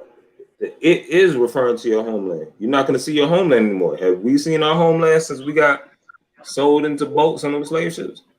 Have we even not really, like as a people? Have we been brought back into Israel as a people, as a full nation? No, we haven't. Now, and that kind of segues into throughout. So the brother, Khan. So the brother understands Egypt. All praise. But no, that segues into the next sister's question because they're kind of related. Hold on. Because she asked about the rapture. She asked about 2 Thessalonians 2:6.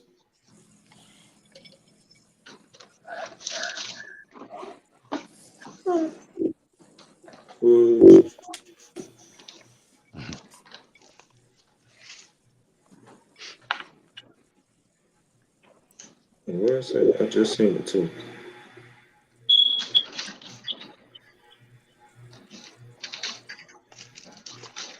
What you looking for, King? The sister asked a question just a second ago.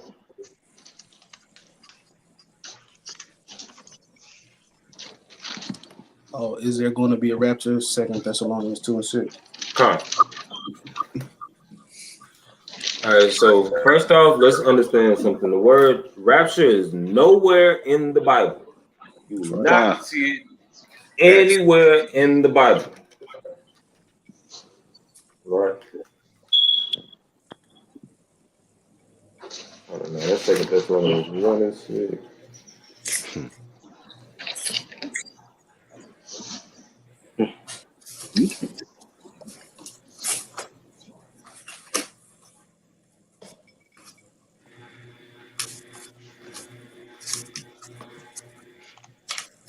You need somebody to bring it out for you? yeah, because I don't see what 2 Thessalonians 2:6 would have to do with the rapture. Okay. Now, if I'm tripping and one of y'all sees, like, if y'all see what she's talking about, y'all don't hesitate to let me know.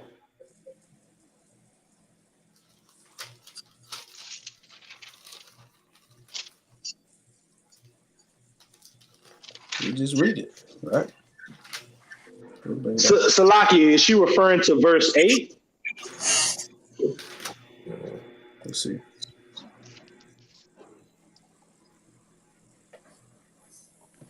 I'll move back to the chat.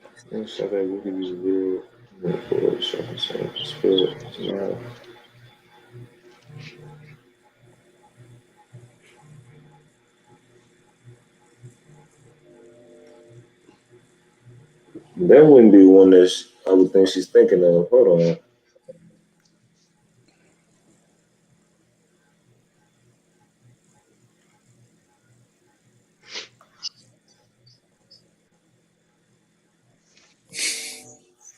Yeah, I want to see what 2 Thessalonians. Question. Yeah, could you qualify the question and rephrase it, please?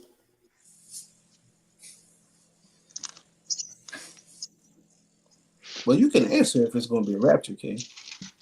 Oh yeah. All right. So yeah, got to worry about the scripture. It wasn't. All right. So as far as like the rapture, what people might think of the rapture, are you going to have chariots saving people, or are people going to be saved as Babylon is getting destroyed? Yeah, I would say yeah. That would be the strangeness about salvation. But can y'all go to Jeremiah 16 and 14? Khan, this is the book of Jeremiah, chapter 16 and verse, you say 15? And 14. Verse 14. Therefore, behold, the days come, saith the Lord, that it shall no more be said, the Lord liveth, that brought up the children of Israel out of the land of Egypt. But the Lord liveth that... Keep on. Khan, but the Lord liveth that brought up the children of Israel from the land of the north, and from all the lands whither he had driven them, and I will bring them again into their land that I gave unto their fathers.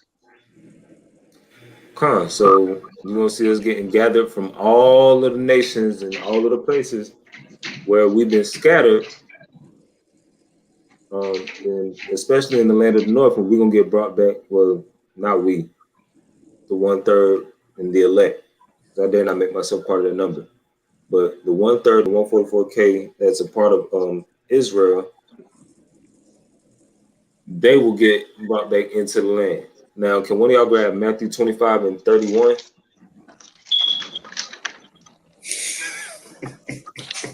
This is the book of Matthew, chapter 25 and verse 1. Then shall the kingdom of heaven be likened unto 10 virgins, which took their lamps and went forth to meet the bridegroom. Matthew 25 and 31? Oh, Salaki, I thought you said 1. Salaki. The book of Matthew, chapter 25 and verse 31. When the Son of Man shall come in his glory, and all the holy angels with him, then shall he sit upon the throne of his glory. Keep going. Hold on. Hold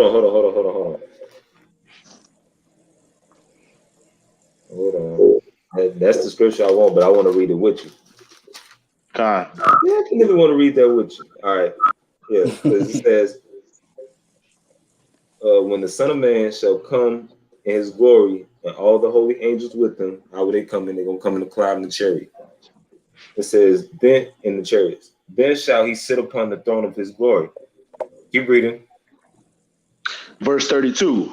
And before him shall be gathered all nations, and he shall separate them one from another, as a shepherd divideth his sheep from the goats. So he's going to separate the children of Israel from the heathens everywhere that they like, because we've been scattered amongst all nations. So those of us that are actual Israelites, he's going to gather them together. He's going to set the sheep on his right. He's going to set the goats or the heathens on his left. Keep reading. Verse 33. And he shall set the sheep on his right hand, but the goats on the left. Then shall... So now and that's exactly what's gonna happen. Can one of y'all grab Ezekiel 20 and 33? And somebody grab Ezekiel 39 and 21. You say you wanted 20 and 33? Yeah, Ezekiel 20 and 33. I got 30. And what was the second one? 30? Okay. You got 39 and 21. I got 39 and 21. I got Con, this is what was Ezekiel. the first one you wanted? Ezekiel 20 and 33. Okay, I got it. Ezekiel 20 and 33. It says, as I live, saith the Lord God, surely with a mighty hand and with a stretched out arm and with fury poured out will I rule over you. Come on, keep going. And I will bring you out from the people and will gather you out of the countries wherein you are scattered with a mighty hand and with a stretched out arm and with fury poured out. So Most High is he's going to be Christ says he's going to be destroying the earth. He's going to have us gathered from all the countries and from all the nations where we've been scattered. Keep going. 35, it says, and I will bring you into the wilderness of the people, and there will I plead with you face to face. So there he's going to bring us into this wilderness of sorts and plead with us face to face. Keep going. It says, like as I pleaded with your fathers in the wilderness of the land of Egypt, so will I plead with you, said the Lord God. So like as he pleaded with our fathers when he brought them out of the land of Egypt. So I had to guess, so just from looking at this, I would think it was that same wilderness that he's going to bring us back into, because it's the same place that he pleaded with our fathers in the land of Egypt. Just the same way that Moses did it. Instead of it being Moses this time, it's going to be Mashiach Yahushua leading us through. And he said, there he will he plead with us face to face. Yeah. Can you read the next verse, 37? Khan says, and I will cause you to pass under the rod, and I will bring you into the bond of the covenant. So here's where we're going to be brought into the new covenant. Keep reading. And I will purge out from among you the rebels and them that transgress against me, and I will bring them forth out of the country where they sojourn, and they shall not enter into the land of Israel, and ye shall know that I am the Lord. So this is dealing with the rebels, those that transgress against the Most High in that day. You're going to purge them out. You're going to whack them. Simple as that. Can we all grab Ezekiel 39 and 21 and 23? I got it. It's the book of Ezekiel chapter 39 and verse 21. And I will set my glory among the heathen, and all the heathen shall see my judgment that I have executed, and my hand that I have laid upon them. Come on, keep reading. So the house of Israel shall know that I am the Lord their God from that day and forward. And the heathen shall know that the house of Israel went into captivity for their iniquity, because they trespassed against me. Therefore hid I my face from them, and gave them into the hands of their enemies. So fell they all by the sword. So when all the nations see this, they can realize that we went into captivity because we were disobedient towards our God. Khan. That's pretty much it.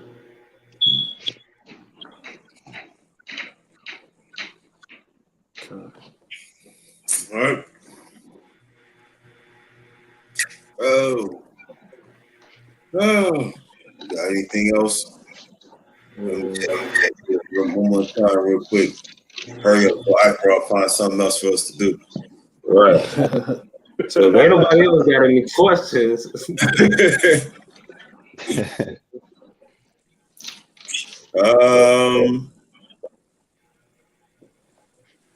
Yeah, if y'all want, all right, hold on. So, sister, I don't want to butcher your name, Shalala Danae, and brother JJ, if y'all want to call in, y'all won't have to wait actually till tomorrow night.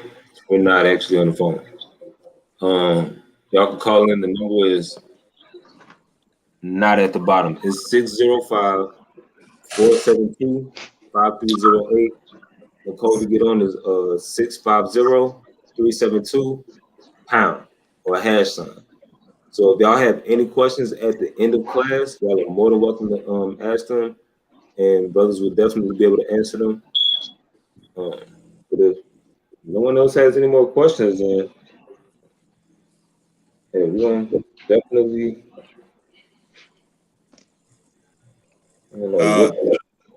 To the sister Sharon Purdy, we can't wait to see you too. Matter of fact, don't just wait till don't just wait till you move down here. Come feast with us. We got Passover coming up.